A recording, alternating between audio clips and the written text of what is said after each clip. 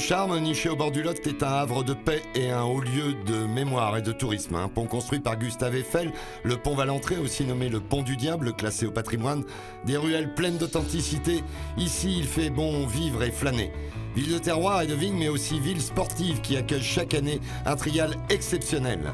Cette 16e édition du trial urbain de Cahors, seule épreuve internationale de ce style et de ce niveau, réunissait fin août le gratin de la discipline.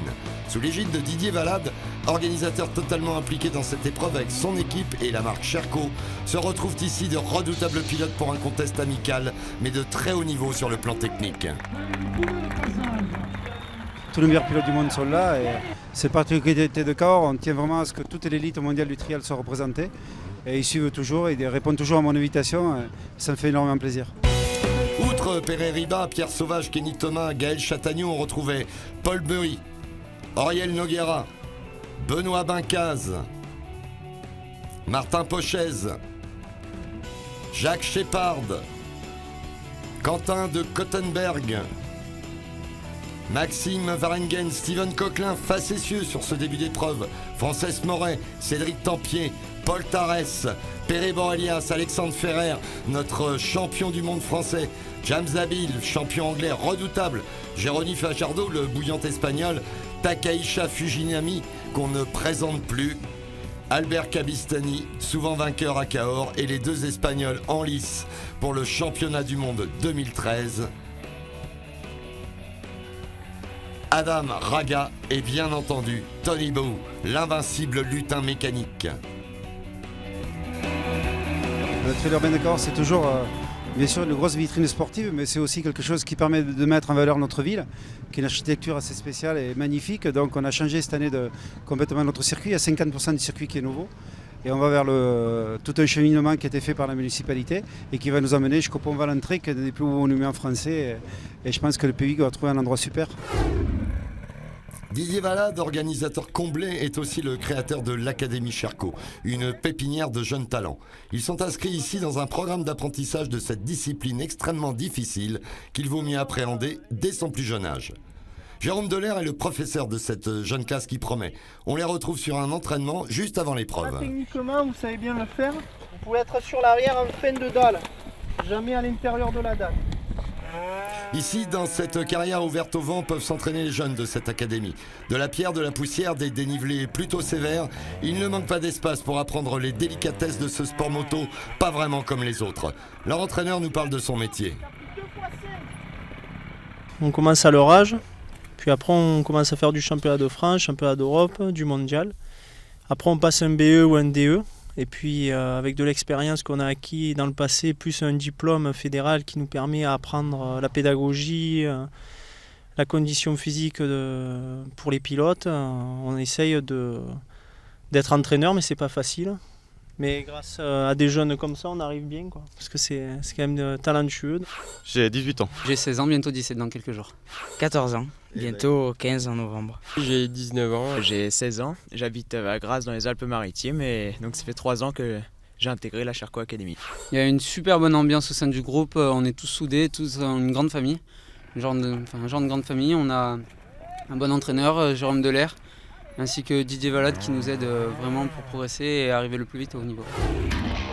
Un haut niveau qu'ont rapidement atteint Alexandre Ferrer, champion du monde 2012 junior, et Cédric Tempier, très haut dans les chartes cette année.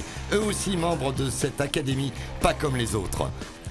Deux pilotes qui ont vraiment du niveau et dont l'aisance sur l'obstacle fascine les apprentis pilotes qui profitent de leurs conseils et de leur expérience au sein du team Sherco.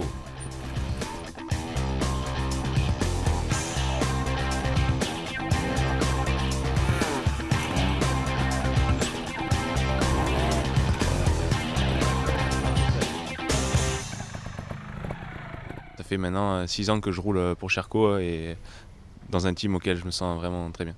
On essaye justement de créer une ambiance pour se sentir bien et évoluer au mieux et dans de meilleures conditions. C'est vrai qu'en parlant de haut niveau, un titre de champion du monde l'année dernière en junior, en 2012. Et cette année, la saison, elle se passe comment ? Ouais, c'est vrai que l'année dernière, c'était fantastique. Le titre en mondial, le titre en France, c'est la meilleure saison que j'ai pu faire. Cette année, c'est un peu plus en dents de scie. Dans la cour des grands, le niveau est très très élevé. J'adore Cahors. C'est mon trial favori, donc je vais essayer de tout donner devant mon public et me faire plaisir. C'est toujours un plaisir de venir rouler ici, il y a énormément de public, il y a les plus gros sponsors du team, donc c'est vraiment la vitrine pour le team Trial Urban Cahors. Donc c'est vraiment un plaisir de venir ici et de pouvoir faire un maximum de show. Et là, pour le week-end, vous vous sentez comment ? Plutôt bien, pas trop de pression, c'est vraiment un trial où on essaie de faire un maximum de show parce qu'il y a beaucoup de spectateurs. Et après, bien sûr, il y a quand même la place sur le podium qui est important, donc on verra demain soir. Mais un podium ou pourquoi pas une victoire, ce serait vraiment un super week-end accompli. En exclusivité, à Cahors a été présentée la 290 ST Charcot 2014. Beaucoup d'améliorations techniques ont été mises en place, un embrayage plus progressif, un échappement favorisant la puissance à bas régime, un allumage revu sont les points importants de ce nouveau développement mené pour la plus grande part par les pilotes de la marque. Une machine qui va encore gagner, ça c'est sûr.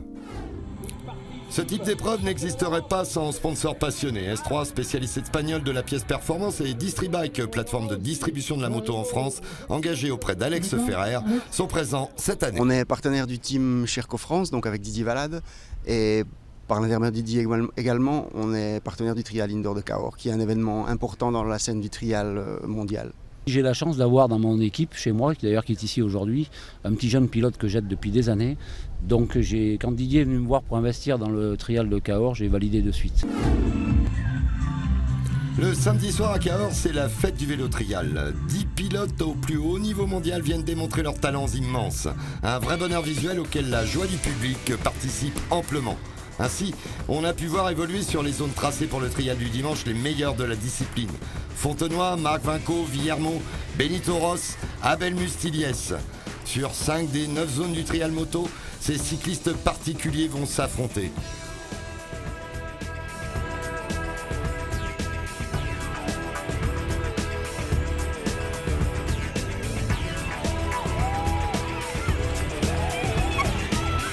Ainsi, sur 5 des 9 zones du trial moto, ces cyclistes très particuliers vont s'affronter.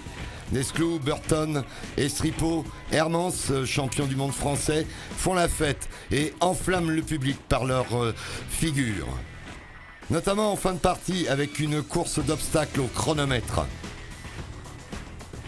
On finira donc sur un podium avec Fontenoy en 3, Villermo second et Hermance vainqueur. Tout va bien, les niveaux sont respectés.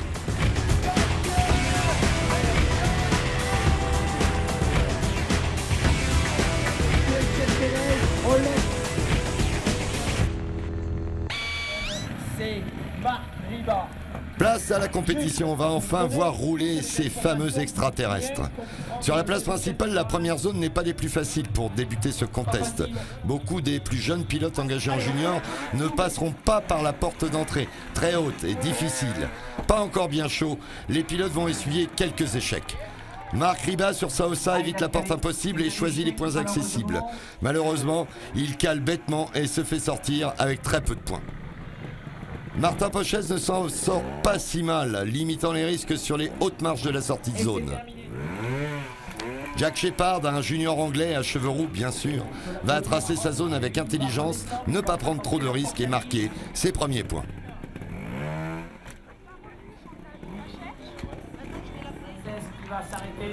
Créatif, le jeune espagnol Francesc Moret va trouver un placement inédit à l'intérieur d'une buse pour pouvoir s'élancer sur l'obstacle suivant.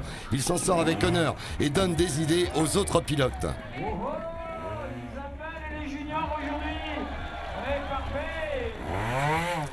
Cédric Tempier sait qu'il peut prendre des points d'entrée de jeu. Une belle porte à 10 et ensuite la technique Moret lui permet d'engranger ce qu'il faut.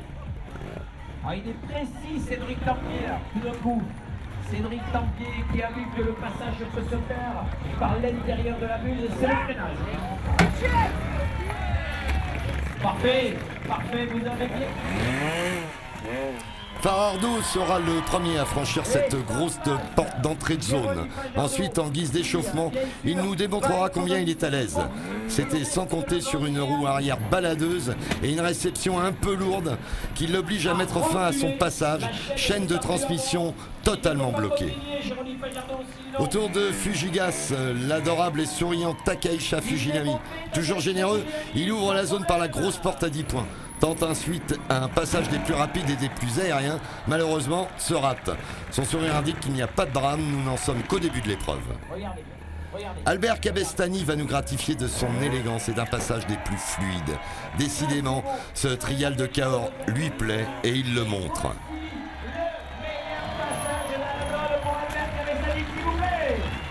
Adam Raga, le grand concurrent de Tony Bou cette année en mondial, ouvre aussi par la grande porte. À l'aise d'entrée de jeu, il nous fait un passage sans histoire, s'offrant au passage une sortie en haut arrière que le public adore et apprécie toujours. Bou part mal. Un premier échec sur la grosse porte, une tentative enfin réussie et ensuite il s'envole. Non mais c'est qui le patron ?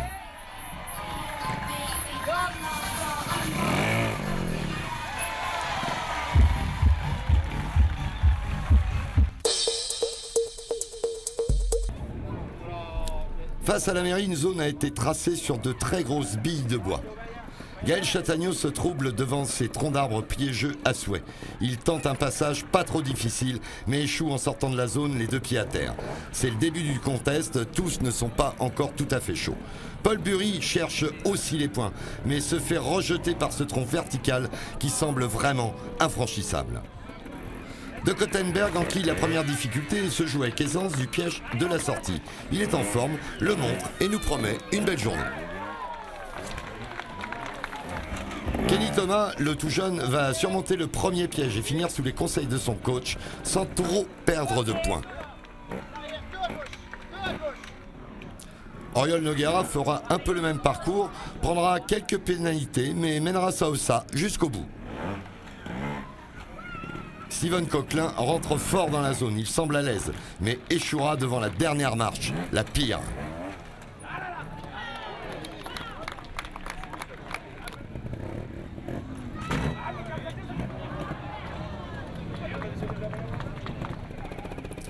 Maxime Varengen va s'appliquer à ne pas commettre d'erreur sur cette zone assez traître. Et en fait, il fait un beau passage.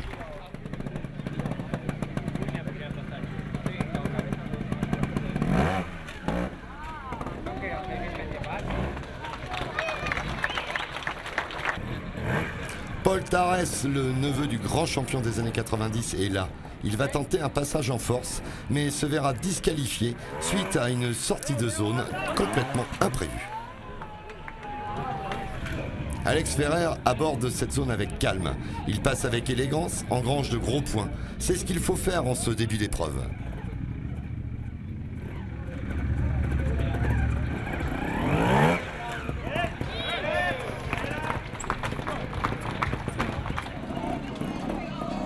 James Deville engage cette zone avec calme et fait un beau passage. Un flegme typiquement britannique en fait.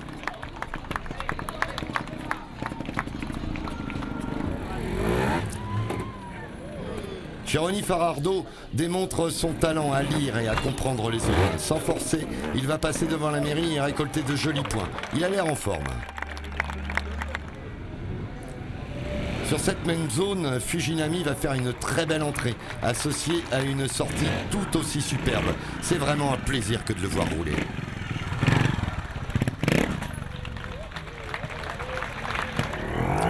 Cabestany est dans le même esprit.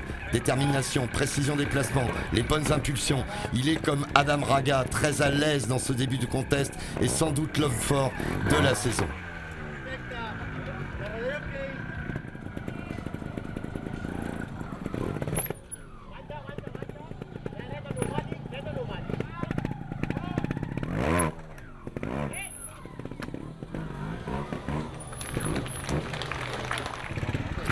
Tony Bou clôt le passage. Ici, il va bien, ne force pas trop son talent, cette zone étant largement à la mesure de ses compétences.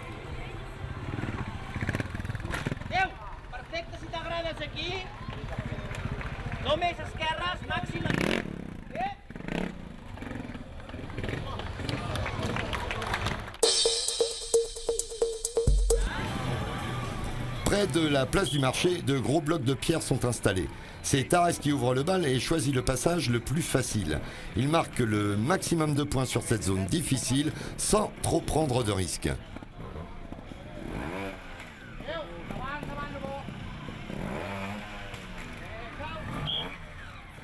Ferrer va lui aussi suivre la voie de la sagesse. Il est à l'aise mais ne cherche pas l'impossible. Il a raison, les points sont importants sur une journée comme celle-ci. Se faire mal serait complètement ridicule.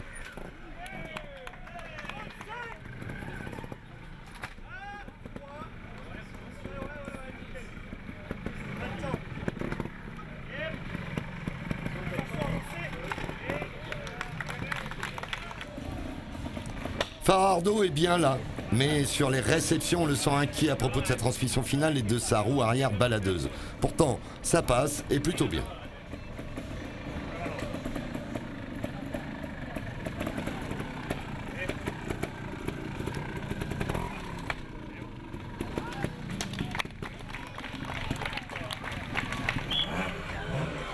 Cavestany, quant à lui, fait un passage tout en fluidité et élégance. C'est un réel bonheur de le voir rouler avec autant d'aisance.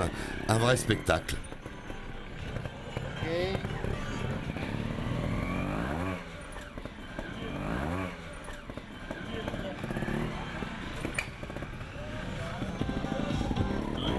Raga ne passe pas non plus par la grosse porte d'entrée. Pourtant, il y avait là gros à gagner. Il effectuera une zone sans souci, mais sans grands éclats non plus.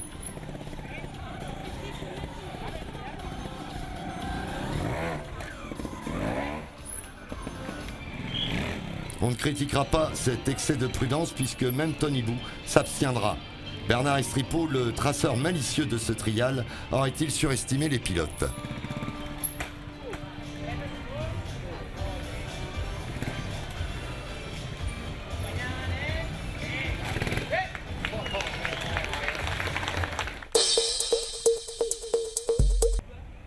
Nouveauté cette année, la zone humide tracée dans une fontaine d'un parc de Cahors. Les pilotes repèrent une zone sur laquelle ils n'ont jamais roulé. C'est l'inquiétude et les repères doivent être pris.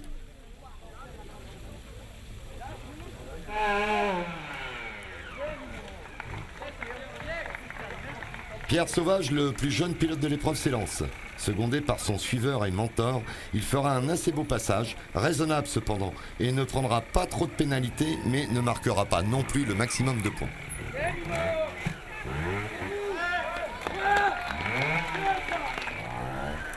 Gaël Chatagno, quant à lui, joue le jeu mais sans trop se prendre la tête. Il a réussi un beau franchissement et marque logiquement les points qu'il mérite, sans plus. Thomas ne cherche pas midi à 14h et, suivant les conseils de son suiveur, effectue un passage sans histoire, ramassant au passage quelques points précieux pour la suite du classement.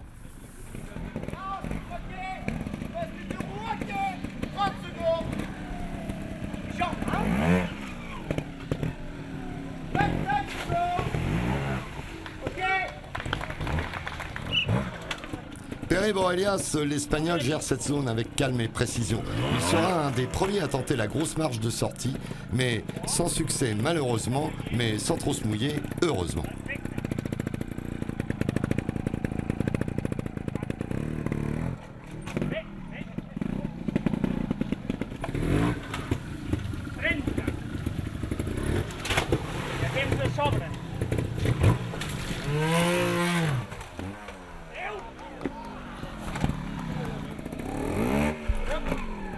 Jack Shepard, l'anglais, passe les premières difficultés sans encombre. Mais à vouloir chercher les points, il risque gros à la sortie. Heureusement, ça passe. James Daville, en anglais habitué à l'humidité de son climat, n'est pas autrement perturbé par cette zone. Néanmoins, sa sortie sera un poil limite et il ne marquera pas les 10 points de la dernière porte. Pour le haut du plateau, les sorties seront faciles ou beaucoup moins selon les cas. Le public, lui, se sera régalé.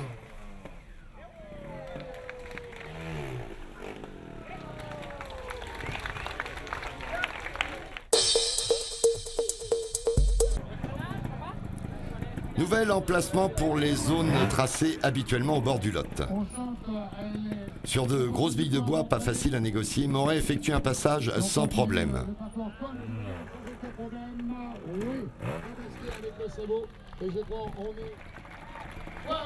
Tarès, quant à lui, va tenter une belle difficulté, mais ça ne passe pas. Gros point perdu sur l'affaire, puisqu'il finit à 0. Ferrer, quant à lui, trouve une bonne idée pour passer cette double bûche de 3 mètres de haut. Dominant cette embûche, il échoue malgré lui sur un franchissement de fin qui paraissait facile. Comme quoi, rien n'est jamais joué sur ces zones.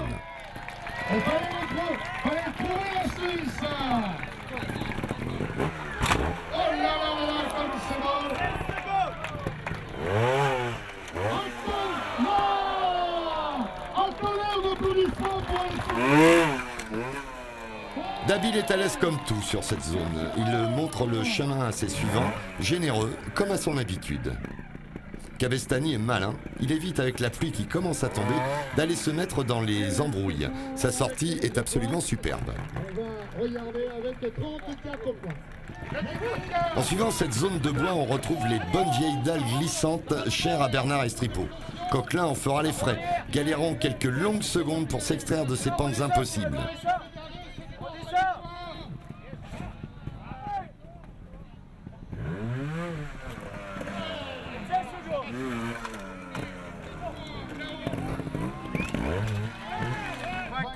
Et 2, 37 et 20, 55. Tempier s'élance, il passe dans les temps. Franchement, rien à dire, on voit qu'il est en forme.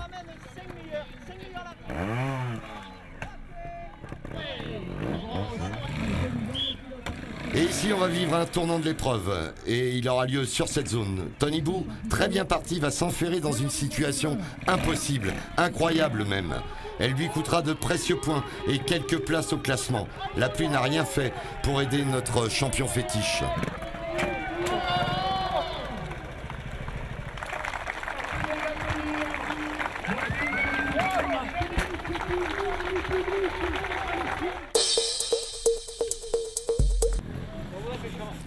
Dans la cour de la manufacture des tabacs de Cahors, c'est la galère. Les bus en béton sont plus qu'humides. Les pilotes et leurs suiveurs doivent faire le ménage, chercher un peu d'adhérence. Borelias s'élance. Il passe sans faire d'esbrouffe, cherchant à assurer malgré les conditions. Raga, lui, est encore affamé. Il va provoquer son adversaire, Tony Bou, en passant là où il serait impossible d'aller. C'est beau, c'est du grand art, et côté intox, ça paye.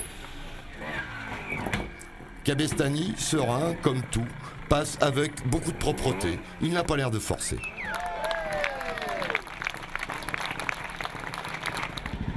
Tony Bou, un peu piqué au vif, enchaîne et relevant le défi de Raga, marque 5 points de plus en sortie de zone.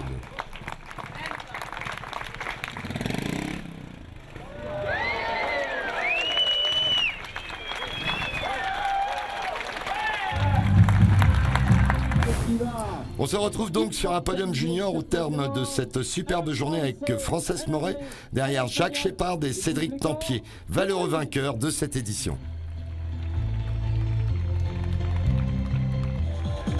Pour les World Series, ce sont Adam Raga, premier, Albert Cabestany, deuxième et Tony Bou, troisième à une place très inhabituelle qui constitueront le top 3. Monsieur Jean-Marc Vessous, maire de Cahors et grand fan de trial, conclut ce week-end de fête. J'espère qu'on pourra longtemps accueillir tous ces passionnés de trial ici à Cahors. C'est toujours un grand plaisir. Ça fait 16 ans et chaque année le succès est au rendez-vous. Moi-même, je crois qu'entre hier et aujourd'hui, on a battu des records.